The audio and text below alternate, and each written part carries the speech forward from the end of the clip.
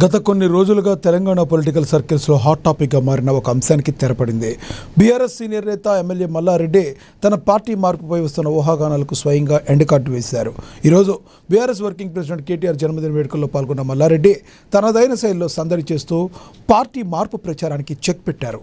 తాను పార్టీ మారుతున్నా అనేది fake news అని కొట్టిపారేశారు. తాను పార్టీ మారుతున్నాననే ప్రచారం నమ్మి తనపై ఉన్న అభిమానంతో ఒక కార్యకర్త సొంత రక్తంతో లేఖ రాయడంపై మల్లారెడ్డి తీవ్ర ఆవేదన వ్యక్తం చేశారు. త్వరలోనే ఆ అభిమానిని స్వయంగా కలిసి మాట్లాడతానని మల్లారెడ్డి హామీ ఇచ్చారు. ఇక రాబోయే రోజుల్లో తెలంగాణ రాష్ట్రానికి కేటీఆర్ఏ ముఖ్యమంత్రి కాబోతున్నారని, ఆయన్ను సీఎం పీఠంపై చూడటమే తమ ప్రధాన లక్ష్యమని స్పష్టం చేశారు మల్లారెడ్డి.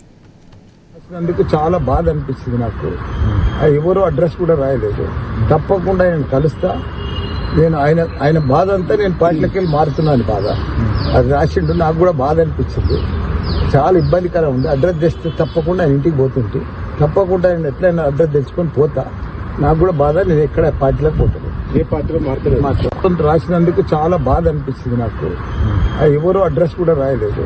తప్పకుండా నేను కలుస్తా. నేను ఆయన బాధ అంతా నేను పార్టీలోకి వెళ్ళి మారుతున్నాను బాధ అది రాసిండు. నాకు కూడా బాధ అనిపించింది. చాలా ఇబ్బందికరం ఉంది. అడ్రస్ తెస్తే తప్పకుండా ఆయన ఇంటికి పోతుంటే తప్పకుండా నేను ఎట్లయినా అడ్రస్ తెచ్చుకొని పోతా.